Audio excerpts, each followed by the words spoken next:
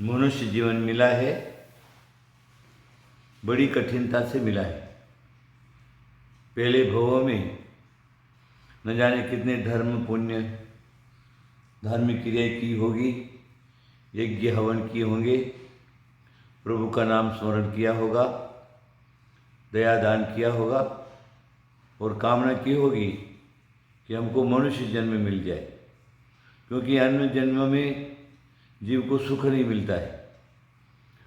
इस मात्र मनुष्य जन्म में ही सुख मिलता है।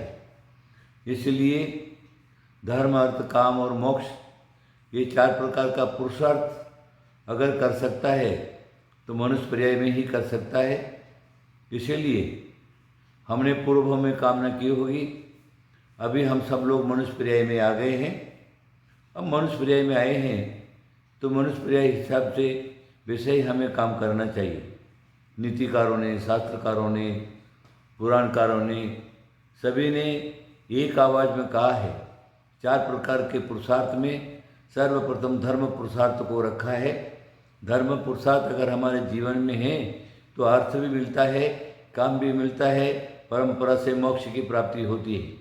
इसलिए हमें धर्म करने के लिए मनुष्य पर्याय की परम आवश्यकता है।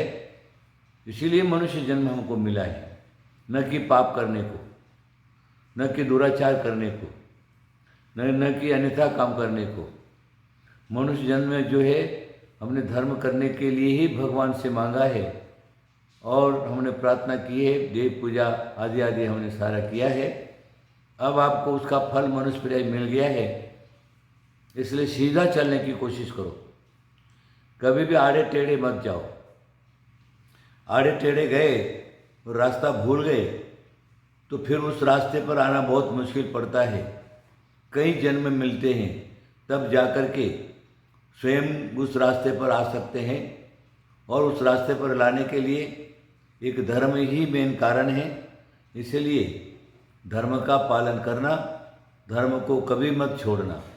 अंत प्राणगत, जो हमारा प्राण भी जा रहा है तो भी हम धर्म को नहीं छोड़ेंगे, तभी जा कर के आपका मनुष्य जन्म पाना सार्थक होगा।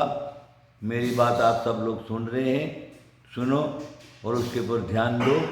अर्थ और काम पुरुषार्थ के पीछे मत भागो। अर्थ तो नाशवान है, काम पुरुषार्थ है वो भी नाशवान है, मात्र धर्म ही स्थिर है और उसको इस भव में भी आगे भवों में भी धर्म की परम आवश्यकता है। इसलिए यहीं से धर्म का पालन करो। मेरा आशीर्वाद आशीर्वाद आशीर्वाद।